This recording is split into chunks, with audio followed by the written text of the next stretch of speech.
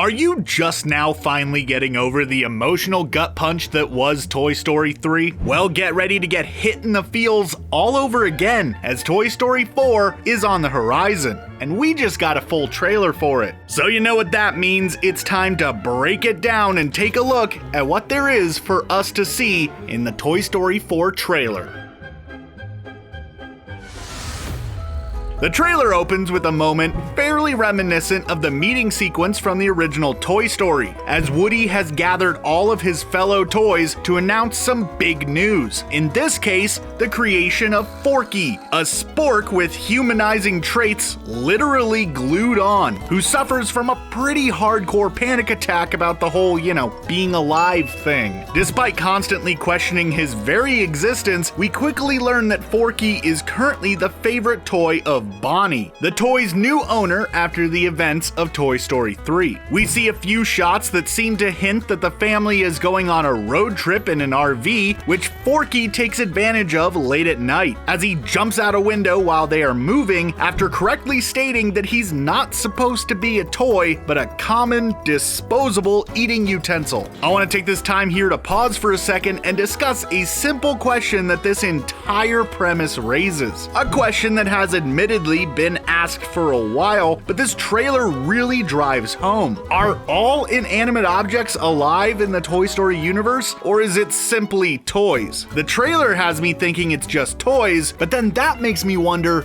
what exactly defines a toy? Like, is it just anything that's played with? As I sit here writing this script, I'm occasionally twirling a pen in my fingers. Does that make it a toy? Is that pen now alive per Toy Story rules? Please discuss. Anyways, Woody is seen jumping out after Forky and is seen explaining to him how important he is, which Forky doesn't really seem to grasp. Also, Forky is kind of a fun name to say a lot. Forky. As the two are seen entering a town, they come across an antique store where Woody spots an old flame of his, Little Bo Peep. Woody and Forky enter the store and encounter what can only be described as complete nightmare fuel, as they're chased down by some Goosebumps looking dolls. Luckily, Bo swoops in and saves Woody using her crook. The two exchange banter back and forth, and she shows him to a fair outside, complete with Ferris wheel and one of those awesome spinning octopus thingies. I love those. Forky asks Woody if the two are going back to Bonnie, which Woody responds to by simply walking away. Well, that reversal didn't take too long. The other toys turn to Buzz for a plan, which he brazenly jumps right into. Literally, he jumped out a window. Jesse's just as shook as I am right now. We see a shot of Bonnie and her mom looking for something, presumably Forky or even Woody or Buzz. Then we see Bo showing Woody to what looks like a sort of rave for toys. Get out your glow sticks, everybody. It's gonna be a great time.